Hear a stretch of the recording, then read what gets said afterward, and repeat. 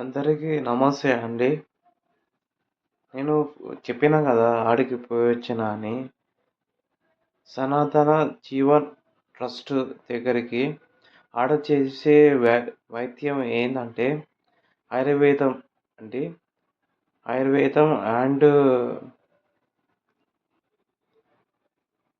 పంచగవ్య అండి. పంచగవ్య ఏ ఏమంటే ఆవులు నుంచి పాలు వస్తాయి కదా! పాల నుంచి పెరుగు, వెన్న, నెయ్యి తీసిన ఆవు పేడ, మూత్రం నుంచి తీసిన పదార్థం అండి.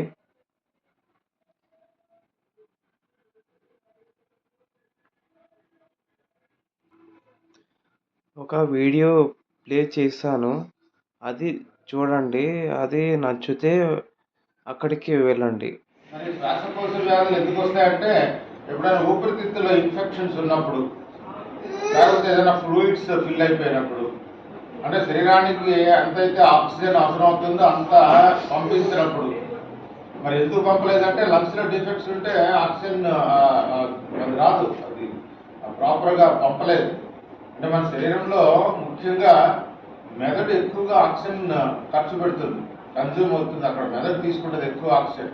ఆ మెదడుకి ఆక్సిజన్ చేరలేదు అనుకోండి, శరీరం సరిగ్గా పనిచేయదు. అంటే అవయవాలకి ఆ సిగ్నల్స్ వెళ్ళాం. ఎప్పుడైతే అవయవాలకు సరిగ్గా ఆక్సిజన్ చేరలేదో ఆ మలినాల్ని, వ్యర్థాన్ని బయటికి పంపలేదు. దాంతో కొన్ని చర్మ వ్యాధులు కూడా రావచ్చు. ఆయాసాలు, ఉద్గాలే కాకుండా దురదలు, కొడలు, మచ్చలు, గజ్జి, తామర, సోరియాసిస్ కానీ, బొల్లి కానీ, autism, hair fall, dandruff, fits రావడం, మరి ఇవన్నీ కూడా శ్వాసకోశ వ్యాధులే.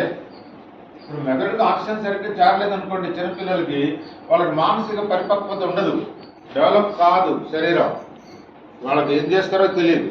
కారణం వాళ్ళకి కేవలం ఆక్సిజన్ చేరకపోవడమే. మెదడుకి ఫిట్స్ వస్తాయి, పడిపోతారు, కాసేపు లేస్తారు. ఆక్సిజన్ అందనంత వరకు పడిపోతారు. ఆక్సిజన్ ఎప్పుడైతే కాస్త మొదలైందో లేచి కూర్చుంటారు. ఇది కారణం. ముందు అన్నిటికంటే ముందు శ్వాసకోశ వ్యాధులు అంటారు వీటిని, లేకపోతే ఆయుర్వేద పరిభాషలో కఫం అంటారు, రెస్పిరేషన్ ప్రాబ్లమ్స్. ఆ తర్వాత మూడోది ఏంటంటే పైత్యం. పైత్యం అంటే ఏంటి? అసిడిటీ అంటారు ఇంగ్లీష్లో. దాన్ని బ్లడ్ అసిడిటీ, రక్త పైత్యం అని కూడా చెప్తారు. మరి పైత్యతత్వ శరీరాలు ఎలా ఉంటాయంటే బాగా వేడి చేసే లక్షణంతో ఉంటారు. వేడి ఎందుకు చేస్తుంది అంటే వీళ్ళ శరీరంలో ఉన్నటువంటి పైత్య రసాలు ఏకంగా రక్తంలో కలిసిపోతూ ఉంటాయి కొంతమంది. మరి ఎప్పుడైతే ఈ రక్తంలో పైత్య రసం కలిసిందో అప్పుడు శరీరం బాగా వేడి చేసే లక్షణం వచ్చేస్తుంది. వేడి చేయడంతో పాటు మైగ్రేన్, బాగా తలపోటు కూడా వస్తుంది. కాస్త ఎండలోకి వెళ్ళారంటే తలనొప్పులు. ఆ తర్వాత మెల్లగా యూరిన్ ట్రాక్ ఇన్ఫెక్షన్స్, చురుకులు, మంటలతో మూత్ర విసర్జన, లేకపోతే అరికాళ్ళు మంటలు, లేదా మడి చుట్టూ పగుళ్ళు, హార్మోన్ ఇంబ్యాలెన్స్, ఆ తర్వాత బ్లడ్లో ఇన్ఫెక్షన్స్, జుట్టు రాలిపోవడం, శరీరం పొడిబారిపోవడం, ఇవన్నీ కూడా పైత్యతత్వ శరీర లక్షణాలు. మరి పైత్యం అనేది వాస్తవంగా పుట్టుకతో అంటే బై బర్త్ ఆ లక్షణాలతో పుడతారు. ఆ లక్షణాలతో పుట్టినప్పుడు మందులు వాళ్ళకి ఏం పనిచేయవు. అంటే ఆ నేచర్, ఆ పైత్య తత్వాన్ని బయటికి పంపలేదు. మరి పైత్యానికి సంబంధించిన ఇబ్బందులు చాలా వస్తాయి కదా ఇప్పుడు చెప్పినటువంటి అన్ని. మరి వీటిని ఎట్లా కంట్రోల్ చేసుకోవాలి అంటే ఒకే ఒక మార్గం ఏంటంటే పైత్యాన్ని పెంచేటటువంటి పదార్థాన్ని తినకుండా, తాకుండా ఉండడం మంచిది. అంటే సహజంగా అన్ని రకాల తీయటి పదార్థాలు పైత్యాన్ని పెంచుతాయి. కాఫీ, టీలు కానీ, కూల్ డ్రింక్స్ కానీ, తీయగా ఉండే పండ్లు, పళ్ళ రసాలు, లేకపోతే స్వీట్స్ కానీ, కొబ్బరి నీళ్లు, వేరుశనగపప్పు గింజలు, పాలు, ఇలాంటివన్నీ కూడా పైత్యాన్ని పెంచేవే. యాసిడ్ ఉంటుంది దాంట్లో. మరి ఆ పైత్యం పెరగకుండా చూసుకోగలిగితే సేఫ్, ఆరోగ్యంగా ఉండగలుగుతారు. మరి అదే విధంగా వాళ్ళకి అసలే పైత్యతత్వ శరీరం, దానికి తోడు ఈ తీయటి పదార్థాలు ఎక్కువగా తీసుకుంటే పైత్యం పెరిగి చాలా ప్రమాదం కలుగుతారు. ప్రమాదాల్లో ఒకటి ఏంటంటే క్యాన్సర్ కూడా. అంటే సహజంగా పైత్యతత్వ శరీర లక్షణాలు కలిగినటువంటి వాళ్ళలో మాత్రమే ఎక్కడన్నా క్యాన్సర్ కనపడుతుంది. అంటే 100లో కాదు, లక్షల్లో ఒకళ్ళు అలా ఉంటారు. కాబట్టి బెటర్ ఏంటంటే మన శరీరాన్ని మనం ఎరుకులో ఉంచుకోవాలి. ఎరుకులో ఉంచుకోవడం అంటే ఏ పదార్థాలు తిన్నప్పుడు ఇబ్బందికరంగా ఉంటుందో వాటిని తినడం తాగడం మానేస్తే సరిపోతుంది. మీకు అర్థం కావట్లేదు అనుకోండి, ఇక్కడికి వచ్చారు ఇప్పుడు చెప్తారు, ఇవాళ మీకు రిటర్న్గా రాసిస్తారు, మీరు తీపి తినకూడదు అని, తినకుండా ఉంటే సరిపోతుంది అని. అందరికీ పైచ్యం ఉన్న వాళ్ళందరికీ క్యాన్సర్ వస్తుందంటే అది కూడా ఏం కాదు, ఎక్కడన్నా ఒకటి తగలచ్చు అంటే అదే చూడటం జరిగింది. అంటే ఎసిడిక్ నేచర్ వాళ్ళలో మాత్రమే క్యాన్సర్ రావడం చూశారు. కాబట్టి బెటర్ ఏంటంటే ఏదైతే పదార్థాలు తింటుంటే ఇబ్బందికరంగా ఉంటుందో వాటిని తినడం తాగడం మానుకుంటే సరిపోతుంది. అయితే ఇక్కడ చెప్పారు కదా, ఇక్కడ చెప్తారు డాక్టర్లు ఇవాళ మీ శరీరానికి ఈ లక్షణాలు ఉన్నాయి, దీన్ని తినకండి అని చెప్పినప్పుడు తినకుండా ఉండండి రైట్ సార్. దీని తర్వాత విషక్రిముల వల్ల కూడా కొన్ని అనారోగ్యాలు వస్తుంటాయి. అంటే విషక్రిములు అంటే మనకి డెంగ్యూ అని, చికెన్ గున్యా, మలేరియా, ఫైలీరియా, లేకపోతే వైరల్ ఫీవర్స్, కరోనా వైరస్ లాంటి వైరస్లు, ఇవన్నీ కూడా విషక్రిముల వలన సంక్రమించే రోగాలు. ఇలా మన శరీరానికి ఇబ్బంది పెడుతుంటాయి. మొట్టమొదట మానసికంగాను, ఆ తర్వాత సామాజిక పరంగా, ఆ తర్వాత శరీరానికి సంబంధించి వాతము ఇండైజెషన్, కఫం రెస్పిరేషన్ ప్రాబ్లం, పైత్యం ఎసిడిటీ, 4 విషక్రిములు. ఇంతకు మించి ఏమి ఉండవు, వీటికి సంబంధించినవే ఉంటాయి. మరి ఇక్కడ వైద్యం ఎలా చేస్తారు అంటే మా ఈ సనాతన జీవన్ ట్రస్ట్లో ఇక్కడ వైద్యుడు నాడి చూసి వైద్యం చేస్తాడు.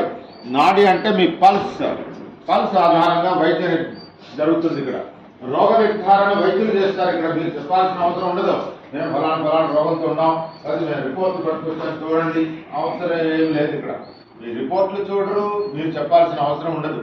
మీ శరీర లక్షణాలు మీకే చెప్తారు మీ పల్స్ ఆధారంగా. అది ఇప్పుడు కాదంటే ఇప్పటి నుంచి కొత్తగా వచ్చిందేం కాదు, 1000 సంవత్సరాల నుంచి ఉన్నదే, కొత్తగా ఏం చెప్పట్లేదు ఇక్కడ. అర్థమైందండి? నాడిలో ఏం చూస్తారు, నాడిలో మీ సెల్ జనరేషన్ ఎట్లా ఉంది, వర్కింగ్ ఎలా ఉంది, ఎలిమినేషన్ ఎలా ఉంది, అంటే మీ శరీరంలో కణాలు ఎలా పుడుతున్నాయి, ఎలా పనిచేస్తున్నాయి, ఎలా నశిస్తున్నాయి. దాంట్లో కూడా మీడియమా, హైనా, లోనా, ఇలా ఒక 27 లక్షణాలు గల మనుషులు ఉంటారు. అంటే 27 రకాల మనుషులు, నేను చెప్తుంది 27 రకాల మనుషులు ఉంటారు. అంటే మనకు నక్షత్రాలు కూడా 27 ఉంటాయి, 27 రకాల మనుషులు ఉంటారు. ఆ 27లో మీ నాడి ద్వారా మీరేంటి అనేది చెప్తారు. అర్థమైందా? ఆ విధంగా వైద్యం చేస్తారు. అంటే మీ జన్మతః ఉన్న లక్షణాలు మీ నాటితో తెలుసుకోవచ్చు, అది సాధ్యమే. మరి ఆ తర్వాత రోగ నిర్ధారణ అయిన తర్వాత మీకు అవసరం ఏంటి అంటే మీ శరీరంలో ఉన్న కొరతలు ఏంటి, ఆ శరీరాన్ని శక్తివంతం చేయడానికి మాత్రమే ఔషధాలు ఉంటాయి. ఇక్కడ డైరెక్ట్ మెడిసిన్ అంటే ఏం లేదు. ఇక్కడ ఇది బీపీకి, ఇది షుగర్కి, ఇది దానికి, దీనికి ఇట్లాంటి మందులు మా దగ్గర ఏమి ఉండవు. ఇక్కడ ఓవరాల్ మీ శరీరంలో మీ శరీర లక్షణం ఏంటి అంటే చెప్పాను కదండి, శరీరం ఎప్పుడు రోగాన్ని తీసుకోదు, తనకు తాను రక్షించుకుంటుంది. మరి ఏ కొరతతోటి ఆ రోగాన్ని తెచ్చుకుందో ఆ కొరతను పూరిస్తారు. మీ శరీరాన్ని శక్తివంతం చేస్తే తద్వారా శరీరమే ఆ రోగాన్ని నెట్టేసుకుని బయటకు. శరీరం తెచ్చుకున్న రోగాన్ని శరీరం త్వరగా పంపేయగలదు, దానికి ఫెసిలిటీస్ ఉన్నప్పుడు, ఆ స్పేస్ ఇచ్చినప్పుడు మీరు. కాబట్టి ఆ నియమాలు కనుక మీరు పాటిస్తూ ఇప్పుడు ఏదైనా డెఫిషియన్సీ ఉంది, ఆ కొరతలు పూరించినట్లయితే ఆ రోగం తగ్గుతుంది. మరలా ఆ రోగం రిపీట్ కాదు. ఇక్కడ ఒకసారి తగ్గిన రోగం మళ్ళీ రిపీట్ కాదు. ఎప్పటి వరకు మీరు మేము చెప్పినటువంటి నియమాలు పాటిస్తారో, ఏ రోజైతే నియమాలు పాటించకుండా కొన్నాళ్ళు మానేశారో మళ్ళీ ఆ రోగం రిపీట్ అవుతుంది. కాబట్టి ఇది లైఫ్ స్టైల్, జీవన శైలి అని అంటారు. ఇది కంటిన్యూ చేయాల్సిందే. రోగం తగ్గాలి అంటే, మళ్ళీ రోగం రాకుండా ఉండాలి అంటే. అర్థమైందండి? రైట్. అది ఆ జీవన శైలి, ఆ లైఫ్ స్టైల్ చెప్పడం కోసం మిమ్మల్ని ఇక్కడ కూర్చోబెట్టేది. రైట్. ఇప్పుడు మీ అంటే ఇది ఈ వైద్య విధానం ఇప్పటిది కాదని చెప్పాను కదండి, కొన్ని 1000 సంవత్సరాల నుంచి వస్తున్నటువంటిది. దీనికి ప్రామాణికాలు ఏంటంటే వేదాలే ప్రామాణికాలు. ఋగ్వేదానికి ఉపవేదమే ఆయుర్వేదం. ఆయుర్వేదం అంతా కూడా ఋగ్వేదంలో వివరించబడింది. మీరు ఋగ్వేదం చూస్తే మీకు పూర్తిగా అర్థమవుతుంది. వృక్షాలేంటి, వృక్షాల గుణాలేంటి, అది మానవ శరీరం మీద దాని ప్రభావం ఏంటి అనేది తెలుస్తుంది. అంటే ఇక్కడ చేసేది మూలికా వైద్యం మాత్రమే.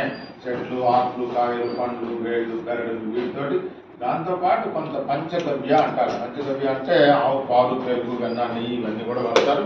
వీటితో తయారు చేసిన ఔషధాలు ఇస్తారు మీకు.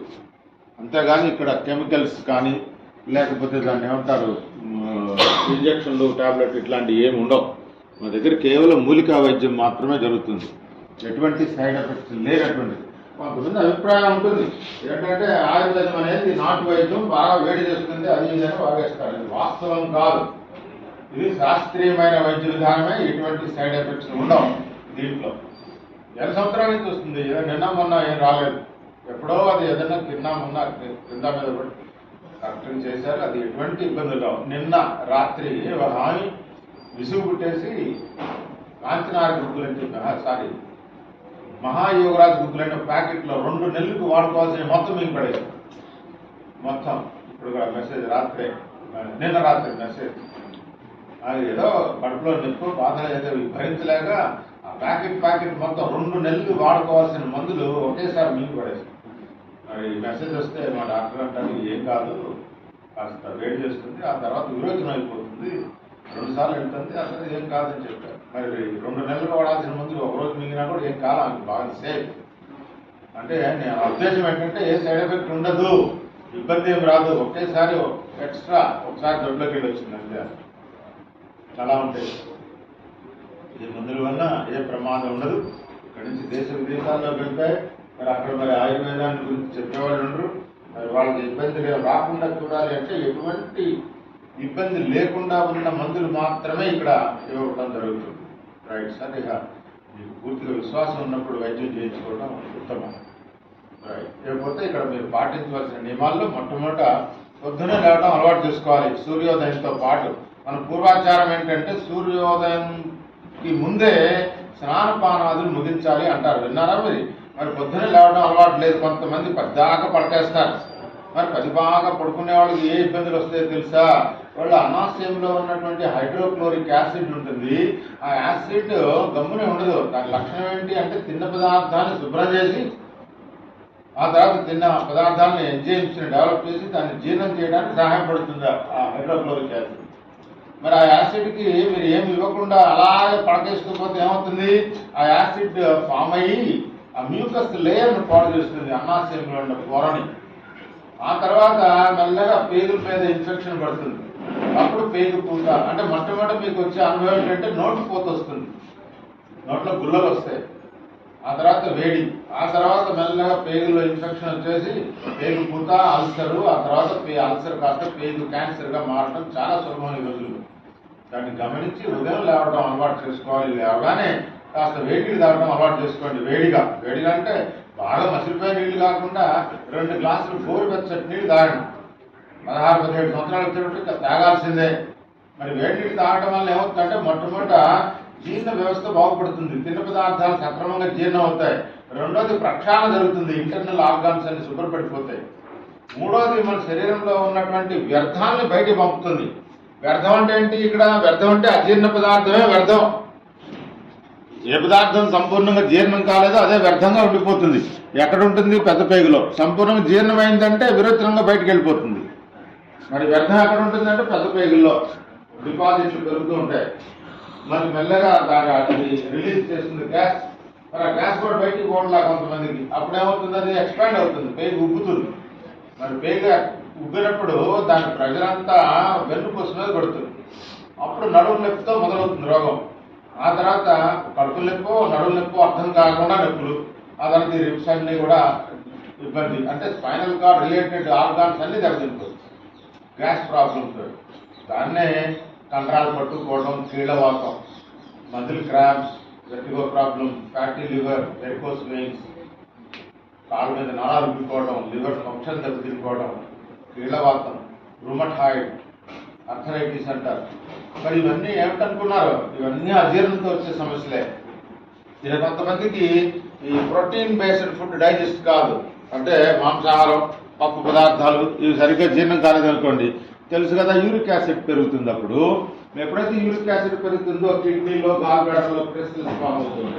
అనేక రకాలైన ఇబ్బందులు అండి. టోటల్గా అజీర్ణంతో వచ్చే సమస్యలే శరీరానికి ఎక్కువగా ఉంటాయి. అంటే సుమారుగా 30-40% రోగాలు కేవలం ఇండైజెషన్తో వస్తాయి. మరి ఆ జీర్ణ వ్యవస్థ బాగుపడాలి, ఈ వ్యర్థాలు బయటికి పోవాలి అంటే పొద్దున్నే నీళ్లు తాగడం అలవాటు చేసుకోవాలి. అది ఏదైనా కొత్త విషయమా? ఆ సార్ని అడగండి. మరి చిన్నప్పుడు వీళ్ళు మంచం కింద చెంబుడు నీళ్ళు పెట్టుకొని పొద్దునే తాగేవాడు. అంటే ఇప్పుడేమో బెడ్ కాఫీ తాగుతున్నారు, కానీ అప్పుడు చెంబుడు నీళ్ళు తాగేసేవాడు. పొద్దున్న లేవడంతో మంచం కిందే పెట్టుకొని పొద్దునే తాగేస్తూ ఉంటారు. మరి అది పోయింది. ఇప్పుడు నీళ్ళు తాగడం అలవాటు పోయింది. మరి అప్పుడే రోగాలు మొదలైపోయింది. కాబట్టి అందరూ కూడా ఉదయం లేవగానే 2 గ్లాసులు వేడిగా నీళ్ళు తాగడం అలవాటు చేసుకోవాలి. అర్థమైందండి? నీరు తాగిన తర్వాత ఒక 45-50 మినిట్స్ ఎటువంటి ఆహార పానీయాలు లోపల పంపదు. అంటే ఈ ప్రక్షాళన జరిగే సమయం అది. 45 నిమిషాలు ఏం తాకుండా తినకుండా ఉంటే సరిపోతుంది. ఆ తర్వాత ఈ నీరు ఎటువంటి మిశ్రమాలు ఉండకూడదు. అంటే దాంట్లో తేనెలు, నిమ్మరసాలు, పసుపులు, జీలకర్రలు ఇలాంటివి ఏం కలపద్దు. రెండోది, దంత ప్రక్షాళన చేయక మునిపే తాగండి, పళ్ళు తోముకోకుండానే. అంటే పళ్ళు తోముకోకుండానే తాగడం వలన లేపండి మేడం, వినండి కాస్త, వింటేనే రోగం తగ్గుతుంది. సో దాంట్లో దంత ప్రక్షాళన చేయకముందు ఎందుకు తాగాలి అంటే, మనం రాత్రి పూట నిద్రించే సమయంలో నోట్లో ఏర్పడినటువంటి సలైవా, లాలాజలం డిపాజిట్స్ ఉంటాయి.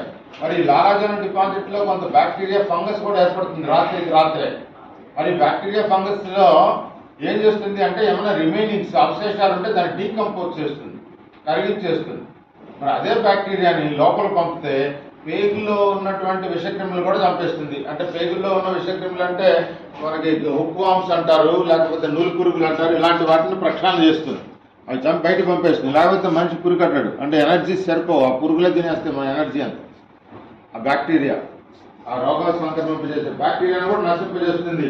ఎప్పుడైతే మీరు దంత ప్రక్షాళన చేయకుండానే నీళ్ళు తాగుతారు. మరి అది ఏమన్నా మెడిసిన్ అంటే చాలా గొప్ప మెడిసిన్ అది.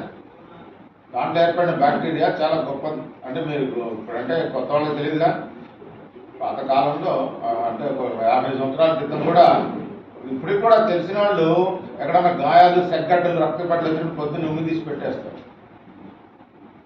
లేకపోతే నేల గంధవాన్ని పూస్తారు. అంటే ఇప్పుడు ఇది బండ్లు వేసుకున్నాం కదా, ఇదివరకు మట్టితో పేడతో అలికేవాడు, ఉమ్మేసి రంగరించి తీసి పెట్టేవాడు అనమాట. అవును, అది పెద్ద. ఇప్పుడు వాడేటటువంటి యాంటీసెప్టిక్ క్రీమ్లు, యాంటీబయాటిక్ ఇంజక్షన్లు ఇట్లాంటివి ఏం లేకుండానే పెద్ద పెద్ద గడ్డలు కూడా నయం చేసేది. అంటే ఇంకా మీకు ప్రత్యక్ష సాక్ష్యాలు కావాలంటే, బజార్లో తిరిగే జంతువులు లేదా అడవులో ఉన్న జంతువులు గాయాలు పాలైనప్పుడు నాలుగుతోటే శుభ్రం చేసేస్తాయి, ఎంత పెద్ద గాయాన్ని అయినా కూడా. అది నాలుగు మీద ఉన్న పవర్ అటువంటిది. పొద్దున్నే లేవగానే చూడండి, గాయాలు పాలైన జంతువులు నాకుతా ఉంటాయి పడవ. అంతే, అదే పెద్ద మెడిసిన్. మరి అది ఆ మెడిసిన్ మనం వృధా చేస్తుంటాం. కాబట్టి దాన్ని దంత ప్రక్షాళన చేయకుండా దాన్ని లోపల పంపినట్లయితే ఇంటర్నల్ ఆర్గాన్స్ని శుభ్రం చేస్తుంది, ఏదైనా ఇన్ఫెక్షన్స్ ఉంటే పోగొట్టేస్తుంది. కాబట్టి పళ్ళు తోముకోకుండానే తాగండి. ఆ నీళ్ళల్లో ఎటువంటి మిశ్రమాలు లేకుండా చూసుకోండి చాలు. 2 గ్లాసులు నీళ్ళు తప్పకుండా తాగాలి. మరి చిన్నపిల్లలైతే ఒక 50 ml తాగించండి, ఇంకొంచెం పెద్ద అయితే 100 ml తాగించండి. ఆ విధంగా పెంచుకుంటూ స్టేజ్ ఒక 16-17 సంవత్సరాలు వచ్చేటప్పటికి 1/2 లీటర్ నీళ్ళు తాగాల్సిందే. రైట్ సార్, ఇది మొట్టమొదటి మీరు చేయాల్సిన పని. ఆ తర్వాత రెండవది ఏంటంటే, దంత ప్రక్షాళన చేయడానికి టూత్ పేస్ట్లు వాడద్దు అని చెప్తామండి ఇక్కడ. అంటే టూత్ పేస్ట్లు ఎందుకు వాడకూడదు, మరి టూత్ పేస్ట్లు లేకుండా దంత ప్రక్షాళన ఏ విధంగా చేయాలి అంటే, టూత్ పేస్ట్లో ఉండే కెమికల్స్ కాస్త ప్రమాదకరంగానే ఉన్నాయి. అంటే ప్రమాదకరం అంటే, టూత్ పేస్ట్లో ఉండే కెమికల్స్ లో ముఖ్యంగా ఫోమింగ్ ఏజెంట్స్, బాగా నొరగొచ్చే పదార్థాలు ఉంటాయి. నొరగరాని టూత్ పేస్ట్ లేదుగా భారతదేశంలో. మరి నొరగరాని టూత్ పేస్ట్ పళ్ళు నవ్వితే ఏమవుతుందంటే, నోరు తన సహజ సున్నితత్వాన్ని కోల్పోతుంది. మరి సున్నితత్వం కోల్పోవడం అంటే నాలుగు మీద ఉన్నటువంటి రుచి మొక్కలు డ్యామేజ్ చేస్తుంది. మరి రుచి మొక్కలు డ్యామేజ్ అయితే మీరు తినే పదార్థాలను ఐడెంటిఫై చేయలేదు. అంటే ఇవాళ మీరు ఆహారంలో ప్రోటీన్స్ ఉంటాయి, ఫ్యాట్ ఉంటుంది, రకరకాలు ఉంటాయి, వైటమిన్స్ ఏంటి, కార్బోహైడ్రేట్లు ఏంటి, లవణాలు ఏంటి, మరి వీటన్నిటిని అర్థం చేసుకోవాలి కదా శరీరం. మరి అర్థం చేసుకున్నప్పుడే ఆ పదార్థం యొక్క గుణగణాలు చెప్తుంది. ఆ పదార్థానికి సంబంధించిన ఎంజైమ్స్ డెవలప్ అవుతాయి, ఆహారం సంపూర్ణంగా జీర్ణం అవుతుంది, ఎనర్జీ బాగా వస్తుంది శరీరానికి. ఇప్పుడు సగానికి సగం ఎనర్జీ రావట్లా. బాగా తింటారు కానీ ఎనర్జీ లేదు, సరిపోదు. పొద్దున లేస్తే నీరసాలు, వాళ్ళు చేయాల్సిన పనులు చేసుకోవడానికి శరీరం సంపూర్ణ సహకారం అందించట్లా, అలసట ఎక్కువగా ఉంటుంది, నీరసం వస్తుంది. మరి ఎందుకు తింటున్నాం కదా, డ్రై ఫ్రూట్స్ తింటున్నారు, వెజిటబుల్ జ్యూస్ అని, అదని ఇదని, ఇన్ని చేసినా కూడా శక్తి సరిపోవట్లేదు. కారణం అడ్డుపడుతుంది ఈ టూత్ పేస్ట్లు ఉండే కెమికల్స్. వాటి పేర్లు ఎప్పుడు చదవం కదా మనం, అంటే అందరూ వాడుతున్నారు, మనం వాడతాం. మరి టూత్ పేస్ట్లో ఉండే కెమికల్స్ ఒకసారి ఇంటికి చదువుకోండి సార్.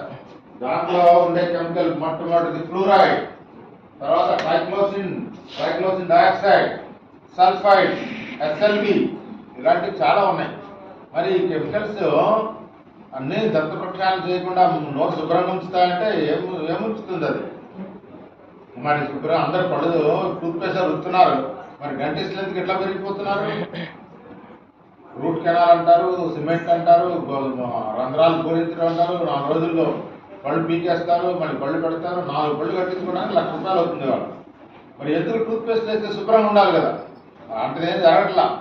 కారణం మనం ఎక్సెస్ ఫ్లోరిన్ వాడుతున్నాం, ఫ్లూరైడ్స్. పక్కన నల్గొండ, పిడుగురాళ్ళ ఏరియాల్లో ఫ్లోరోసిస్ వ్యాధులతో అల్లాడిపోతున్నారు. ఇంకో పక్క మనమే ఫ్లూరైడ్తో పళ్ళు తోముతున్నాం. ట్రైక్లోసిన్ ఎక్కడ వాడతారు? అన్ని రకాల దాని పేరేంటి బట్టలు ఉతికే సబ్బుల్లో, స్నానం చేసే సబ్బుల్లో వాడతారు. బాగా నొరవచ్చి మిరుగు పోగొడుతుంది. మరి అదే ట్రైక్లోసిన్తో మనం పళ్ళు తోముతున్నాం. అది కూడదు అని చెప్పేసి ఐఐటి హైదరాబాద్ వాళ్ళు పెద్ద పెద్ద నివేదికలు ఇచ్చారు. ఎవడు పట్టించుకోవద్దని. పాపం ఒక ఆయన ప్రొఫెసర్ రాజీవ్ దీక్షిత్ అని నార్త్ ఇండియన్ ఫైట్ చేశాడు దాని మీద. ఆయన చంపేశారు. ఆయన ఉంటే ఇక్కడ అనర్థాలు ఉంటాయి, అమ్ముడు పోవాలి. చాలా రాష్ట్రాల్లో మార్పు వచ్చేసింది. చాలా 50% అబౌవ్ టూత్పేస్ట్ మానేసి న్యాచురల్కి వెళ్ళిపోయారు. అక్కడ ఉత్తరాఖండ్, యూపీ, పంజాబ్, హర్యానా ఇలాంటి రాష్ట్రాల్లో చాలా మంది టూత్పేస్ట్ వాడరు, న్యాచురల్కి వెళ్ళిపోయారు. ఆయన పుణ్యాన్ని రాజీవ్ దీక్షిత్ గారు. తర్వాత ఆయన చంపేశారు. ఆయన లేడు ఇప్పుడు. కానీ మీరు ఒకసారి యూట్యూబ్లోనో గూగుల్లో సెర్చ్ చేయండి, రాజీవ్ దీక్షిత్ గారు ఆ టూత్పేస్ట్ మీద కొన్ని వేల పేజీలు మెటీరియల్ ఉంది. దాన్ని వాడటం వల్ల ఎటువంటి నష్టాలు జరుగుతాయో చెప్పాడు. టూత్పేస్ట్ వల్ల పీల్ క్యాన్సర్ కూడా వస్తుంది సార్. అంత ప్రమాదకరమైనది ఇవాళ. అంటే మీరు బాగా డెవలప్డ్ కంట్రీస్లో చూడండి, దాంట్లో ఫ్లూరైడ్ ఫ్రీ, ట్రైక్లోసిన్ ఫ్రీ టూత్పేస్ట్ ఉండే అసలు నొరగరాదు వాటిల్లో. మీరు ఇప్పుడు కూడా పెద్ద అపోలోలను ఎక్కడన్నా మెడికల్ షాప్లు ఉంటాయి కదా పెద్ద పెద్ద, దాంట్లో డిమాండ్ పెడితే తెప్పిస్తారు వాళ్ళు. ఫ్లూరైడ్ ఫ్రీ, ట్రైక్లోసిన్ ఫ్రీ, అసలు ఫోమ్ రాదు, నొరగ రాని టూత్పేస్ట్లు ఉన్నాయి. కానీ మనకేమో బాగా నొరగ రావాలి, బాగా టేస్ట్ ఉండాలి. దాంట్లో కాల్షియంకి ఏం వాడతాడు తెలుసా సార్? దాంట్లో వాడేది బోన్ పౌడర్ వాడతాడు టూత్పేస్ట్లో. కానీ మనకేమో అది చాలా పవిత్రమైంది. పొద్దున్నే లేవగానే టూత్పేస్ట్తో బ్రష్ చేయాలి. మా దగ్గర చెల్లుబాటులో లేదు సార్. టూత్పేస్ట్ బదులు న్యాచురల్కి, ప్రకృతి ప్రసాదించినటువంటి వాటితో పళ్ళు తోమాలి. అంటే న్యాచురల్గా అంటే వేప పుల్లలు, గాను పుల్లలు, సరివి పుల్లలు, నేరేడు పుల్ల, తుమ్మ పుల్ల, జామ పుల్ల, కచ్చిక పౌడరు, త్రిఫలా చూర్ణం, ఆవు పిండి ఇలాంటి వాటితో పళ్ళు తోముకోవాలి. అంతేగాని టూత్పేస్ట్ వాడటానికి వీళ్ళే. అంటే టూత్పేస్ట్ వల్ల చాలా రకాల ఇబ్బందులు వస్తున్నాయి, అర్థం కావట్లేదు జనాలకి. కాబట్టి టూత్పేస్ట్లు వల్ల చాలా అనారోగ్యం పాలు, ముఖ్యంగా ఎనర్జీస్ అడ్డుపడుతుంది. ఎముకల్లో గ్యాప్ వచ్చేస్తుంది. దానివల్ల ఎనర్జీ సరిపోక అరిగిన ఎముక పూడ్చుకోలేక, ఎందుకంటే మీరు తినే పదార్థం నుంచి ఎనర్జీ రావటం లేదు కదా శరీరానికి. ఇప్పుడు కాస్త 70-80 సంవత్సరాలు వచ్చేటప్పటికి మనుషుల్లో ఎటువంటి ఇబ్బందులు వస్తాయో తెలుసా? ఒకే ఒక ఇబ్బంది, మెయిన్ ప్రాబ్లం ఈజ్ కాన్స్టిపేషన్. వాళ్ళది తిన్న తర్వాత విరోచనం కాదు.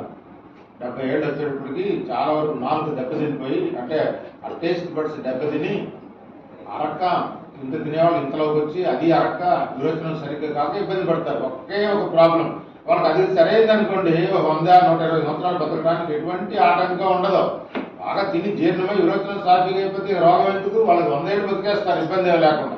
ఇప్పుడు వాళ్ళు కాదు, వాళ్ళు బాగానే ఉన్నారు 70 ఏళ్ళు, 15 ఏళ్ళకు కూడా ఇదే ప్రాబ్లం. ఏంటంటే తినేది అరగదు, విరోచనం కాదు. అడగండి, ఇక్కడ కూర్చున్నారుగా మీరు, ఎంతమందికి 2 పూట్ల విరోచనం సాఫీగా అవుతుంది? 24 గంటల ఒక పూటనే సక్రమంగా అవుతుందా అనేది పెద్ద సమస్య. ఎందుకు చూడలేదు అంటే మనం చిన్నప్పటి నుంచి వాడే టూత్పేస్టే కాకుండా మన ఫుడ్లో ఉన్న కల్తీలు ఏంటి, చాలా రకాలు ఉన్నాయి, నాకు ఇబ్బంది పెట్టేది. కనీసం ఈ టూత్పేస్ట్ అన్న మానుకుంటే చాలా వరకు ఇబ్బంది బయటకు వస్తారు. టూత్పేస్ట్లో మీరు న్యాచురల్గా ఒక 1/4 కిలో ఆవాలు తీసుకొని దాంట్లో ఒక 6-7 గ్రాములు లవంగాలు వేసి, ఒక 50 గ్రాములు ఉప్పు వేసి మిక్సర్లో పెట్టేయండి, మెత్తటి పౌడర్ దాంతో అప్లై చేయండి. నోరు ఎంతో పవిత్రంగా ఉంటుంది. ఆవ నూనె, ఆయిల్ పుల్లింగ్ చేస్తారు నూనెతోటి. వాళ్ళల్లో ఇన్ఫెక్షన్స్ ఉన్నా, హార్ట్ ఇన్ఫెక్షన్ ఉన్నా కూడా ఆయిల్ పుల్లింగ్ చేస్తే తగ్గుతుంది. మరి ఆవు పిండిలో పూర్తిగా ఆవ నూనె ఉంటుంది, దాంతో పడుదోముకుంటే అన్ని ఇన్ఫెక్షన్స్ పోతాయి. కొంతమందికి చిగుళ్ళ వాపులు, రక్తస్రావంతో బాధపడుతుంటారు. వాళ్ళు శుభ్రంగా త్రిఫల చూర్ణంతో పడుదోముకోవచ్చు. త్రిఫల చూర్ణం తెలుసా? ఆయుర్వేద షాప్లో దొరుకుతుంది. ఉసిరికాయ, కరక్కాయ, తానికాయ. బాగా గర్భవాతం ఉన్నప్పుడు, పొట్ట చెడిపోయినప్పుడు, అంటే పేగులు చెడిపోయినప్పుడు శుభ్రంగా 1 నెల రోజుల పాటు త్రిఫల చూర్ణం తీసుకుంటే ఫినిష్, పేగులన్నీ శుభ్రపడిపోతాయి, మందం అంతా పోతుంది. రోజు 2 సార్లు వెళ్ళొస్తారు దొడ్లో. మరి అంత విలువైంది త్రిఫల చూర్ణం, దాంతో కూడా పడుదోముకోవచ్చు. ఇక కచ్చకులు, పిడకలు కాల్చిన గుడిగా బొగ్గులు అంటే అందరు నవ్వినోళ్లే. మరి ఇవన్నీ వేప పుల్లలు, గాను పుల్లలు, నేరేడు పుల్ల, జామ పుల్ల, ఏ పుల్ల అయినా కూడా మంచిది పళ్ళు తోముకోవచ్చు. ఆ వాస్తవంగా చెప్పాలంటే మీరు ఉదయం పరగట్టున 2 గ్లాసులు నీళ్లు చప్పరిస్తూ తాగిన తర్వాత నోట్లో దుర్వాసనలు ఉండవు సార్. వాసన రాదు.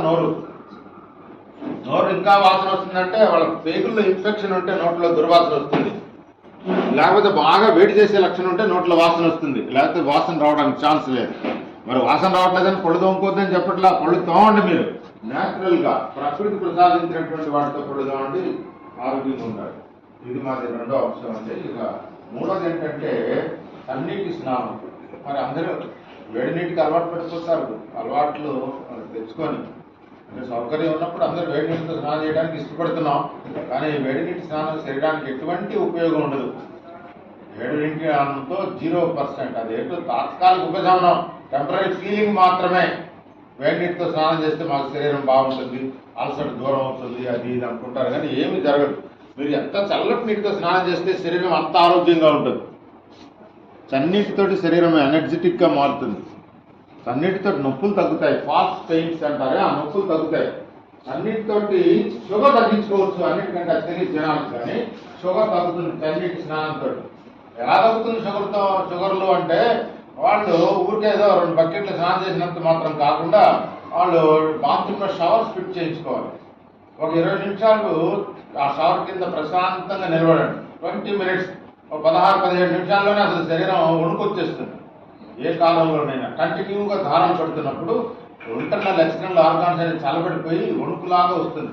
అప్పటి వరకు మీరు ఉండగలిగితే ఒక్కసారిగా శరీరం ఇమ్యూనిటీ పెంచుకుంటుంది. ఎందుకంటే శరీరం తన సహజ ఉష్ణోగ్రత కోల్పోవడానికి ఇష్టపడదు. ఎప్పుడైతే శరీరం చల్లబడిపోయిందో అప్పుడు ఇమ్యూనిటీ పెరుగుతుంది. ఇమ్యూనిటీ పెంచుకుంటుంది. మొత్తం శరీరంలో ఉన్న శక్తులన్నింటినీ కేంద్రీకరిస్తుంది వేడి పుట్టించడానికి. ఆ క్రమంలో టాక్సిన్స్ బర్న్ అవడమే కాదు, మీ ప్యాంక్రియాస్ ఇన్సులిన్ మొదలు పెడుతుంది. లివర్ డిజార్డర్స్ పోతాయి. షుగర్ కంట్రోల్లోకి వస్తుంది చన్నీటితోటి. అవసరమైతే టబ్ బాత్ చేయండి. ఇంకా 400-500 షుగర్ కంట్రోల్ కావట్లేదంటే టబ్ ఒకటి అరేంజ్ చేసుకొని 200 లీటర్లు నీళ్ళు నింపుకొని రిలాక్స్గా నీళ్ళలో పడుకొని చూడండి. 1 గంటలో 400 షుగర్ కూడా 40 రోజుల్లో ఫినిష్. షుగర్ పర్మనెంట్గా బయటికి పంపే మార్గం ఇది. బిళ్ళలు మింగి సంవత్సరాల తరబడి 10 ఏళ్ళు 20 ఏళ్ళకి కూడా మింగుతూ ఉంటారు. షుగర్లకు మందులు భయం అన్నమాట, మింగేస్తూ ఉంటారు. మరి ఆ షుగర్ తోటి అన్ని జబ్బులు వచ్చేది. మాత్రలతోటి షుగర్తో ఏం రాదు రోగం. షుగర్కి వాడే మందుల వల్ల రోగం వస్తుంది.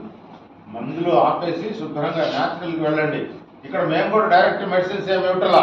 మా దగ్గర అయితే లక్షల్లో డేటా ఉంది షుగర్ తగ్గించుకునే వాళ్ళది.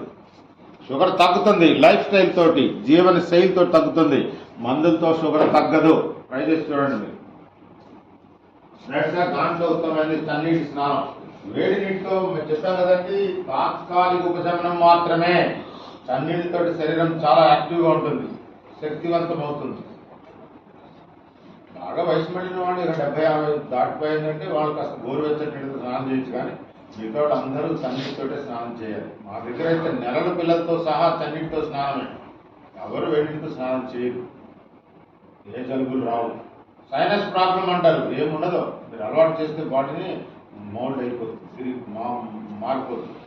కాబట్టి చన్నీటితోటే స్నానం చేయండి. రైట్. అయిపోతే 4వది ఏంటంటే టీ కాఫీలు తాగుతున్నాం. మరి టీ కాఫీలు పాలు పంచదార లేకుండా తాగమని చెప్తాం మేము. పాలు పంచదార లేకుండా టీ కాఫీలు తాగాలి, కానీ పాలు పంచదార కలుపుకొని టీ కాఫీలు తాగకూడదు. పాలు పంచదార కలిపితే ఎమోషన్స్ పెరుగుతాయండి. లెక్కలేనితనం, మొండితనం, గర్వం, అహంకారం వస్తాయి. ఐడెంటిటీ క్రైసిస్ అంటారు. ఎప్పుడైతే మీరు పాలు పంచదార కలిపి టీ కాఫీ తాగుతారో లెక్కలేనితనం వస్తుంది, మొండితనం, గర్వం, అహంకారం వస్తుంది. పాలు లేకుండా టీ కాఫీ తాగుతున్నారు కూడా.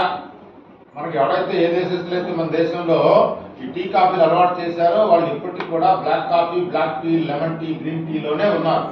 మనం మాత్రం దాంట్లో పాలు పోసి, పంచదార వేసి, యాలకులు, అల్లం, బెల్లం అన్ని కలుపుకొని మసాలా టీలు తాగేస్తాం. ఇవన్నీ పైచాన్ని పెంచుతాయి. తెలియని విషయం ఉంది. ఎప్పుడైతే పాలు పంచదార కలిపి టీ కాఫీ తాగుతారో ఎమోషన్స్ పెరుగుతాయి, లెక్కలేనితనం వస్తుంది, మొండితనం వస్తుంది, గర్వం వస్తుంది, అహంకారం వస్తుంది. కాబట్టి టీ కాఫీ తాగాలంటే పాలు పంచదార లేకుండానే తాగాలి. అది ఇక్కడ చెప్పేది. దీని తర్వాత భోజనం, ఆహారం గురించి చెప్పుకోవాలి. ఆహారం సహజంగా మనం 2 విధాలుగా తీసుకుంటాం. ఒకటి వండిన పదార్థం, 2 వండకుండానే. అంటే వండిన పదార్థాలు అంటే భోజనం ఉంటుంది, టిఫిన్లు ఉంటాయి, లేకపోతే దాన్ని ఏమంటారు నాష్టాలు, లేకపోతే పిండి వంటలు, ఇవన్నీ వండుకొని తింటాం. ఈ వండర్ పదార్థాలు అంటే ఏమిటంటే పండ్లు, పళ్ళ రసాలు, లేకపోతే మజ్జిగ, పాలు, డ్రై ఫ్రూట్స్ ఇట్లాంటివన్నీ, వెజిటబుల్ జ్యూస్, వెజిటబుల్ సలాడ్స్, ఇవన్నీ వండకుండానే తీసుకుంటాం. ఈ వండిన పదార్థాలు, వండర్ పదార్థాలు విభజించుకుంటే వండిన పదార్థాలు మాత్రం 24 గంటల్లో 2 సార్లు మాత్రమే తీసుకోవాలి. 2 times ఓన్లీ. 3 సార్లు 4 సార్లు తినడానికి లేదు అసలు. ఎక్కడ చెప్పలా, ఏ శాస్త్రం చెప్పలా, ఏ పురాణాలు చెప్పలా, ఏ వేదం చెప్పలా, ఏ సైన్స్ చెప్పలా 3 సార్లు 4 సార్లు తినమని. రోజుకి 2 సార్లే అవసరం అవుతుంది ఆహారం. 2 times. ఒకసారి మీరు ఆహారం తీసుకుంటే కనీసం 7 hours అన్న గ్యాప్ ఉండాలి. పగటిపూట 7 గంటలు. కాబట్టి మీరు 6వ తరగతి సైన్స్ పుస్తకం తీసుకుని చదివినా వస్తుంది ఆ నాలెడ్జ్. ఒకసారి మనం ఆహారం తీసుకుంటే అది సంపూర్ణంగా జీర్ణం కావడానికి అన్నాశయం సుమారుగా 4 hours తీసుకుంటుంది. 4 గంటలు పడుతుంది అన్నాశయంలో ఆ పదార్థం జీర్ణమై లిక్విడ్ ఫామ్ గా, ద్రవంగా మారడానికి పట్టే సమయం 4 గంటలు. ఆ తర్వాత ద్రవ రూపంలో ఉన్న పదార్థం అంతా చిన్న పేగులో ప్రయాణం చేస్తుంది. అక్కడ అది ఎనర్జీగా కన్వర్ట్ చేస్తుంది. దాంట్లో ఉన్న శక్తిని అంతా తీసుకుంటుంది, బ్లడ్ లో కలిపేస్తుంది, రక్తంలో కలిపేస్తుంది, వ్యర్థాన్ని పేగుల్లో పంపిస్తుంది. చిన్న పేగు 3 గంటలు తీసుకుంటుంది సమయం సుమారుగా. అంటే టోటల్ గా 7 గంటల సమయం పడుతుంది. ఆ 7 గంటల్లో మీరు వండిన ఆహారం తినడానికి వీలే. 7 గంటల తర్వాత మీకు నిజమైన ఆకలి తెలుస్తుంది. అప్పుడు తినాలి భోజనం అంటే. అంతేగాని ఎప్పుడు పడితే అప్పుడు ఏది పడితే నవ్వుతూ తింటూ ఉంటారు. మరి అది కుదరదు. వండిన ఆహారం రోజు 2 సార్లే. మనకి శాస్త్రాలు చెప్పినాయి. మీరు దాన్ని ఏమంటారు, మీ దగ్గర ఉన్న పెద్ద ఫోన్లో చూడండి, గూగుల్లో సెర్చ్ చేయండి. ఏకభుక్తే మహాయోగి అని ఉంటుంది. ఏకభుక్తులు యోగులతో సమానం. యోగులు అంటే యోగ్యత కలిగినటువంటి వాళ్ళని యోగులు అంటారు. వాళ్ళు ఏకభుక్తులే. 24 గంటలు ఒక్కసారి మాత్రమే భోజనం చేస్తారు. విభుక్తే మహాభోగి. 2 సార్లు తినేవాడు భోగులు. మనమే అన్ని భోగాలు అనుభవిస్తాం. విభక్తం మనం 2 సార్లు భోజనం చేయొచ్చు. ఇలా త్రిభుక్తే మహారోగి, చతుర్భుక్తే సదారోగి అని కూడా చెప్తారు. 3 సార్లు 4 సార్లు తినేవాడు రోగిష్ఠుడు అవుతారు. 3 సార్లు 4 సార్లు జీర్ణం చేసుకునే కెపాసిటీ ఎవరికి ఉండదు. మీరు ఆహారం సరైన పద్ధతిలో తీసుకుంటే. కాకపోతే బాగా పొలాల్లో పనిచేస్తారు, కష్టజీవులు, లేకపోతే బరువులు ఎక్కువ మోస్తారు, ఎక్కువ నడవాల్సి వస్తుంది, ఇలాంటి వాళ్ళు 3వ సారి తినచ్చు. ఏంటది అంటే సద్దన్నం, ప్రోబయాటిక్. రాత్రి పూట తోడు పెట్టినాను తినేవాళ్ళు. పొలాలు వెళ్ళేవాళ్ళు అంత అన్నం ఎక్కువ వండుకొని కొండలో పెట్టి శుభ్రంగా దాంట్లో పాలు, పెరుగు, మజ్జిగలు మిగిలిన ఎన్ని పోసి పెట్టుకునేవాళ్ళు. పొద్దున్న ఉల్లిపాయ పచ్చడి కాస్త నంచుకొని తినేసి పొలం వెళ్ళేవాళ్ళు, మళ్ళీ తినేవాళ్ళు. 3 సార్లు తినచ్చు, ఇబ్బంది లేదు. ప్రోబయాటిక్. మీరు కూడా 2 సార్లు తిని ఉండలేము అనుకున్నప్పుడు కాస్త ఆ తోడు పెట్టిన తినండి మధ్యాహ్నం పూట కావాలంటే. అంతేగాని వండినటువంటిది వేడివేడిగా 3 సార్లు తినాలంటే అస్సలు కుదరదు. 2 times ఓన్లీ. అది సైన్స్ అనండి, లేకపోతే సనాతన ధర్మం అనండి. రోజుకి 2 సార్లే భోజనం. అయితే మీరు భోజనం చేయాల్సిన పద్ధతిలో చేస్తే మీకు అంత క్రేవింగ్ ఉండదు, తినాల్సిన అవసరం రాదు. మీరు భోజనం చేసే పద్ధతులు ఒకసారి చూసుకోండి. వెనక్కి తిరిగి ఎంతసేపు తింటున్నారు భోజనం, అసలు నవ్వి తింటున్నారా? మింగుతారనమాట. గుట్కు 5 నిమిషాల్లో మింగితే ఎక్కడ చూస్తుంది. ఆహారాన్ని నవ్వాలి కదా, బాగా నవ్వి తినాలి. మనకి పొట్టలో గ్రైండర్స్ ఏం లేవు సార్, నోరు ఒక్కటే ఉంది. నోటి నిండా పళ్ళు ఉన్నాయి 32. మరి ముద్ద 30 నిమిషాలు నవ్వమని చెప్పారు. మరి మీరేం 3 సార్లు కూడా సరిగ్గా నవ్వకుండా మింగేస్తే లాలాజలం ఎలా కలుస్తుంది? సలైవా అంటారు. మరి లాలాజలం కలగకపోతే మరి ఆహారం సరిగ్గా జీర్ణం కాదు. జీర్ణం కాకపోతే విరోచనం సరిగ్గా కాదు. కొలెస్ట్రాల్ పెరుగుతుంది, బీపీ పెరుగుతుంది, షుగర్ పెరుగుతుంది, అన్ని ప్రాబ్లమ్స్ వస్తాయి. మీరు నమిలి తినరు, అది పెద్ద ప్రాబ్లం. నవరాలి కదా భోజనాన్ని. ఆస్వాదిస్తూ నిదానంగా నములుతూ చప్పరిస్తూ తినాలి భోజనం అంటే. కనీసం ½ an hour కూర్చోవాలి కంచం దగ్గర. మీరేమో 10 నిమిషాలు కూడా కూర్చోరు, భోజనానికి సమయం కేటాయించారు. అదంటే సమయం లేదు, చాలా హరిబరిగా తినేసిపోతాం. మరి ఇంకెక్కడ సమయం ఉంటుంది సార్? భోజనానికి కూడా సమయం లేనప్పుడు ఈ సంపాదన అంతా ఏం చేసుకుని తినడానికి కదా సమయం కేటాయించాల్సింది. ½ an hour కంచం దగ్గర కూర్చొని నిదానంగా నములుతూ చప్పరిస్తూ ఆస్వాదిస్తూ భోజనం చేయాలి పవిత్రంగా. మరి అదేమిలా నిలబడి తింటూ ఉంటారు. ఇక్కడ చూడండి, టిఫిన్ తింటున్నారు నిలబడి. అది ఆయన మంచినీళ్ళు తాగుతున్నాడు వేడివేడిగా నిలబడి నీళ్ళు కూడా తాగకూడదు సార్. మనం అన్నీ చేస్తాం. మరి ఆహారం తీసుకునే పద్ధతి ఏమన్నా ఉందా అంటే అది లేదు. హరివరిగా మా ప్లేట్ పెట్టించుకుంటారు, 2 నిమిషాలు తినేస్తారు. ఎంత వేడిగా ఉన్నాయి మింగేస్తారు, కానీ చప్పరిస్తూ నిదానం తింటం అనేది లేదు. అసలు పోయింది పూర్తిగా. అలా తింటే ఆహారము సైన్స్ ఎనర్జీస్ రావు. కాబట్టి ఆహారాన్ని నిదానంగా నమ్ముతూ చప్పరిస్తూ తినాలి. అసలు ఆహారాన్ని విభజించుకొని తినాలి. తెలుసో లేదో మీకు? విభజించుకొని తినడం అంటే ఏంటి? మొట్టమొదటి కనీసం 4 ముద్దల్లోనైనా ఏదైనా కారాలు పచ్చడితో తినాలి. కారాలంటే సొంటి పొడి, వాము పొడి, నువ్వుల పొడి, కరివేపాకు కారం, ఉల్లిపాయ కారం, రోటి పచ్చళ్ళు, నిలవ పచ్చళ్ళు, ఇలా ఏదో పచ్చడి కారంతో భోజనం మొదలు పెట్టాలి. కనీసం 4 ముద్దలన్నా.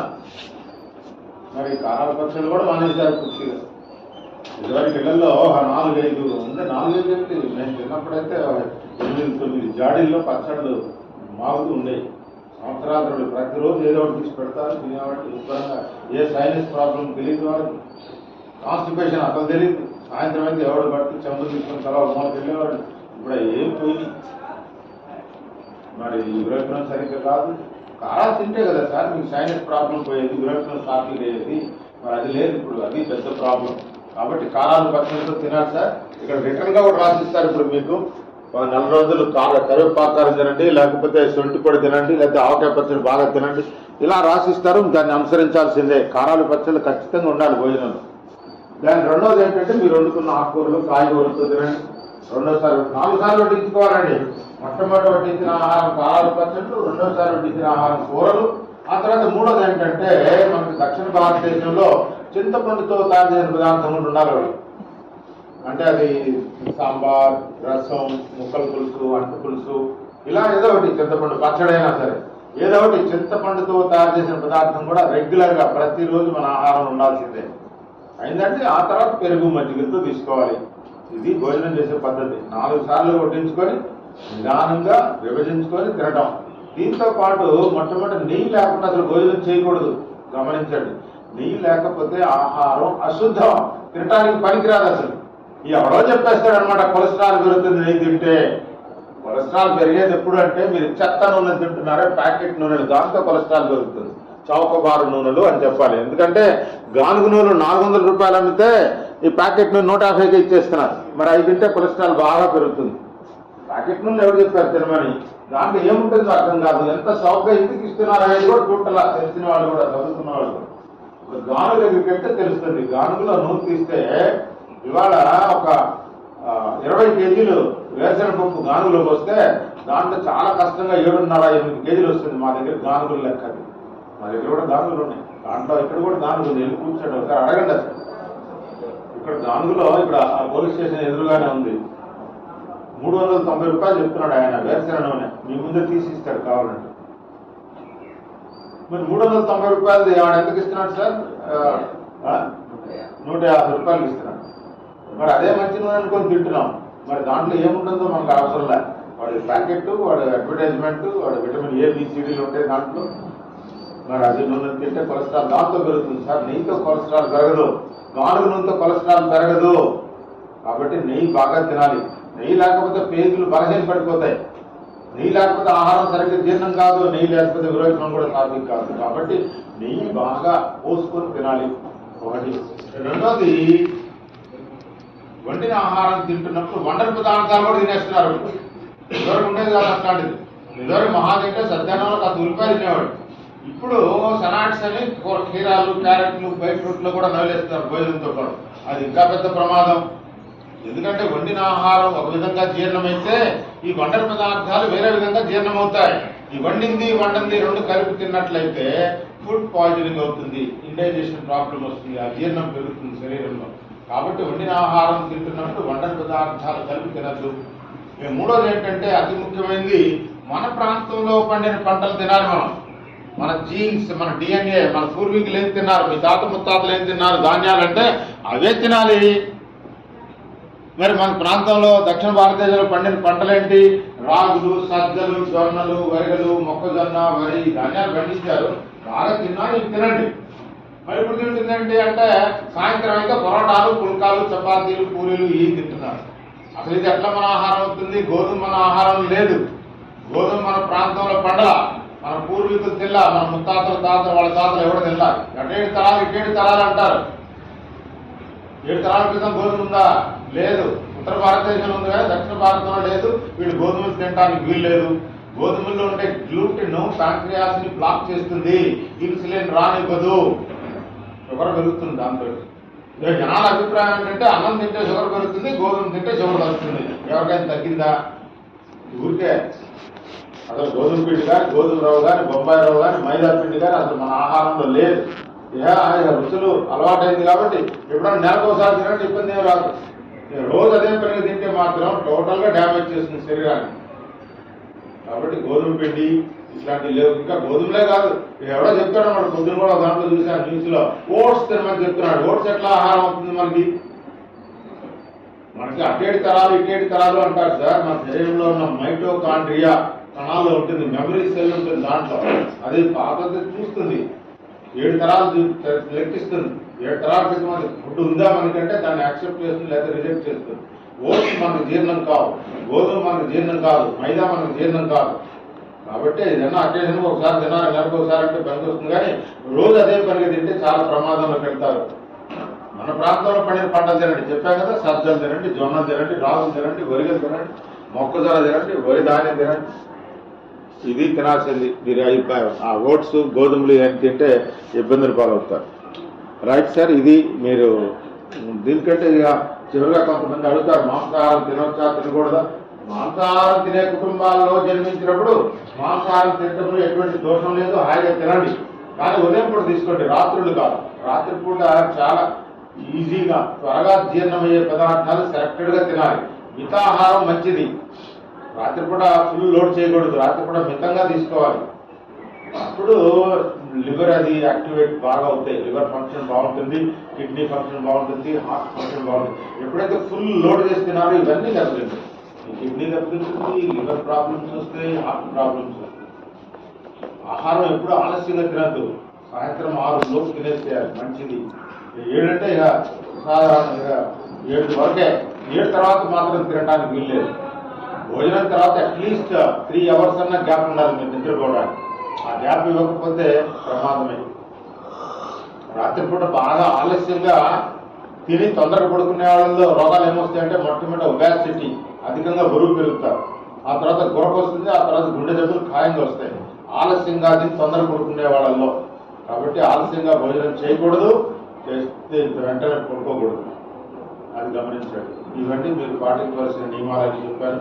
సో రాత్రిపూట చివరిగా నిద్రపోయే ముందు కూడా 1 కప్పు వేడిగా నీళ్ళు తాగి పడుకోండి. ఈ హార్ట్ అటాక్లు పెడదు. అంటే వేకువజాను వస్తున్నాయి కదా, ఇప్పుడు 4కి 5కి 6కి పొద్దున్నే అది రాకుండా ఉండాలంటే రాత్రి నిద్రపోయే ముందు కూడా 1 కప్పు వేడి నీళ్ళు తాగండి, లేకపోతే వేడిగా పాలన్న తీసుకోండి, రెండింటిలో ఏదో ఒకటి. అయితే పాలల్లో పంచదార మాత్రం అస్సలు వాడకూడదు, పాలల్లో బెల్లంతో మాత్రమే పాలు తీసుకోవాలి. పాలు కాసేటప్పుడు ఏదైనా యాలకుల పొడి, మిరియాల పొడి వేసుకొని కాసుకోవచ్చు. బూస్టులు, బోర్నవిటాలు వీటన్నిటికంటే అది ఇంకా బాగా ఎనర్జీ ఇస్తుంది. ఎప్పుడైతే మీరు యాలకుల పొడి, మిరియాల పొడి కలిపి పాలు తాగుతారో. అయ్యా తేనె తీసుకోవచ్చు, ఇబ్బంది ఏం లేదు, తినచ్చండి. ఏదైనా వండిన ఆహారం 2 సార్లు, మీరు జొన్న రొట్టె తినండి, సజ్జ రొట్టె తినండి, అన్నం తినండి, ఇడ్లీ తినండి, దోశ తినండి, ఏదైనా సరే వండిన ఆహారం రోజు 2 సార్లే, పొద్దున ఒకసారి, సాయంత్రం ఒకసారి. మధ్యాహ్నం కూడా బాగా పడి తినండి. బాగా ఏ సీజన్ వచ్చే పండ్లు ఆ సీజన్లో తినాలి, అవసరం శరీరానికి. పండ్లు తినడం వలన పేగులు ఊడ్చేస్తుంది, పేగులు శుభ్రపడిపోతాయి, విరోధం సాఫీగా అవుతుంది పండ్లు ఎక్కువ తింటే. కాబట్టి పళ్ళు తింటే బాగా అలవాటు చేసుకోవాలి. అంటే ఇంక్లూడింగ్ డయాబెటిక్ పేషెంట్స్ కూడా మామిడి పళ్ళు, అరటి పళ్ళు తినచ్చు మా సిస్టంలో. భోజనం తర్వాత 4 అవర్స్ గ్యాప్ ఇచ్చేసి తినాలి, 4 గంటలు వ్యవధి ఉండాల్సిందే. బాగా మామిడి పళ్ళు తినండి, షుగర్ ఉన్నా కూడా 2 మామిడి పళ్ళు తినండి, 1 కాదు. 40 బ్రష్ వెంటనే చేసుకోండి, ఇబ్బంది లేదు. షుగర్ ఉన్నా కూడా అరటిపళ్ళు తినచ్చండి. ఎట్లా తినాలి అంటే ఒక అరటిపళ్ళు తినడానికి కనీసం 3 minutes టైం పట్టాలి.